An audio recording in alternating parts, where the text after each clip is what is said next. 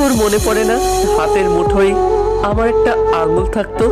আপু, বিশ্বাস কর, আমি তোকে একটু হিংসা করতাম না, কিন্তু এখন করি।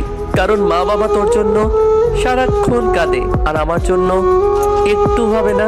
আচ্ছা আপু, আমি যদি তোর মতো তোর কাছে চলে যাই, আম্মু আব্বু কি আমার জন্য একটুও কাঁদবে না? তাদের দু চোখের এক ফোঁটা জলের কারণও কি আমি হতে পারবো না? তারা কি আমাকে জড়িয়ে ধরে একটু কাঁদবে না? বলবে না কেন চলে গেলি?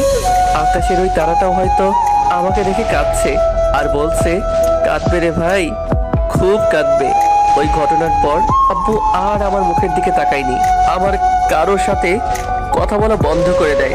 আকাশের দিকে তাকিয়ে যখন এই কথাগুলো ভাবছিলাম আর চোখের জল ফেলছিলাম, তখন একটা ছোট্ট হাত আমার মুখের জল মুছে দিল। আমার আরেক পিচ্ছি বোন নাদিয়া, পিচ্ছিটা দেখতে একদম আমার নুসাইবার মতো। কিরে, তুই এত রাতে এখানে? আম্মু দেখেনি? আরে আম্মু ঘুমাচ্ছে। তুই ঘুমাসনি কেন? তোর কান্নার আওয়াজ শুনে ঘুম আসছিল না। ভাইয়া তুই প্লিজ আর কাঁদিস না, আমার কষ্ট লাগে। আচ্ছা, আর কাঁদবো না, তুই চলে যা। আম্মু দেখলে আমাকে বকবে রে। আমি যাব না, জানিস আমার খুব ইচ্ছে করে তোর কাছে থাকতে, তোর সাথে কাঁদতে, তোর চোখের জল মুছে দিতে, কিন্তু আম্মু আসতে দেয় না। ও যখন এই কথাগুলো বলছিল তখন আম্মু আসতো। আমার একটা মেয়ে খেয়ে তো শান্তি হয়নি, আবার ওকে? আমি কোনো উত্তর দিতে পারি না, আমার চোখে শুধু পানি আসে। আমি বুঝি না আমার চোখে এত পানি কেন। আমার ইচ্ছে করে আমার কলিজাটা ছিঁড়ে দেখাতে। কত সহ্য করতে পারে একটা মানুষ? আমিও তো মানুষ। কিছু কিছু সময় মনে হতো আমি মানুষ না, আমাকে পশুর থেকেও খারাপ ব্যবহার করতো। পশুরও তো খবর রাখে, আমার তাও রাখে না।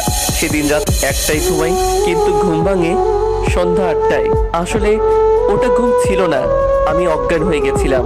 কিন্তু ওরা আমার রুমে এসে আমাকে একবার ডেকেও দেখেনি আমি বেঁচে আছি কিনা। আমার সবার সাথে খাওয়া অনেক আগে বন্ধ হয়ে গেছিল, আমার খাওয়ার কোনো খবর তাদের কাছে ছিল না। আমি খেতাম যখন সবাই ঘুমিয়ে পড়তো। এমনও কোনো দিন নেই আমার ভাতের উপর আমার চোখের পানি পড়েনি, কিন্তু তাতেও আমার সুখ। আমি ওদের কাছে আছি, কিন্তু ইদানিং মাথা ব্যথাটা খুব বেশি হচ্ছে, খুব বেশি। দিনের 15 ঘন্টা আমার মাথা ব্যথা হয়, আর দিনের 4 ঘন্টা সেন্সলেস, কিন্তু তাতে কারো কোনো ভ্রুক্ষেপ নেই। আমার মনে হয় আমি যদি আমার রুমে মারা যাই, তাহলে তারা তখন জানতে পারবে, যখন লাশ পচে গন্ধ বের হবে। আজ মাথাটা খুব বেশি ব্যথা লাগছে, সবকিছু কেন জানি না অন্ধকার লাগছে। হাতের কাছে ডায়েরির পৃষ্ঠাটা কাছে টেনে নিলাম আর লিখতে শুরু করলাম। বাবা মা, বিশ্বাস করো, নুসাইবার মৃত্যুতে আমার কোনো হাত ছিল না। ওটা একটা আকস্মিক ঘটনা ছিল। তোমরা ওকে যতটা না ভালোবাসতে, আমি তার থেকে বেশি ভালোবাসতাম। ও তো আমার চোখের মনি ছিল। বলো আমি কি করে ওকে? আর হ্যাঁ বাবা, ওই মেয়েটাকে আমি কিছু করিনি। তোমরা কেন বুঝো না? তোমরা তো জানো আমি কারোর সাথে কথা বলি না, তাহলে আমি কেন এমন একটা খারাপ কাজ করতে পারি? তোমরা আমাকে মারতে, আমার কোনো কষ্ট ছিল না, কিন্তু যখন থেকে আমার সাথে কথা বলা অফ করে দিলে, তখন থেকে খুব কষ্ট হয়। আমার মনে হয় আমি চিৎকার করে বলি আমি কিছু করিনি, কিন্তু বলতে পারি না। জানি আমার কথা কেউ বিশ্বাস করবে না। আমার না খুব ইচ্ছা করতো তোমাদের সাথে এক টেবিলে বসে খাই, আমার ভাই বোনের সাথে কথা বলি, খাইয়ে দেই, কিন্তু ওরা তোমাদের ভয়ে আমার সাথে কথা বলতো না।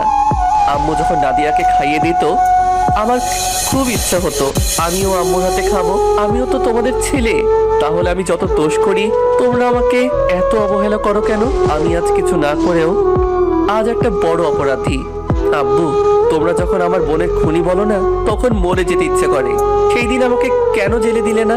তাও তো আজ আমাকে এত অবহেলা সহ্য করতে হতো না। জানো আব্বু আম্মু, আমি আর কাঁদলে চোখ দিয়ে পানি পড়ে না, মনে হয় আমার চোখের পানি শেষ হয়ে গিয়েছে। আমাকেও তোমাদের ছেলের মতো ভালোবাসতে পারো না? সেই দিন যদি আমি খুন হই, তাহলে আজকেও তোমরা খুন, হয়তো আমার থেকেও বড় খুন। আমার জন্য কি তোমাদের চোখে একটু পানি আসে না? আমার খুব দেখার ইচ্ছা, আমার জন্য তোমাদের চোখে পানি আসছে। আমার জন্য আমি যদি এরপরও চোখে পানি না আসে, তাহলে পৃথিবীর মা বাবার তাদের সন্তানের প্রতি ভালোবাসা মিথ্যা হয়ে যাবে। আমার না অনেক কষ্ট হচ্ছে, মাথাটা অনেক ব্যথা করছে। আমার কি ভাগ্য আজকে আজকে আমি মরতে বসেছি, কিন্তু তোমরা কেউ নেই আমার পাশে।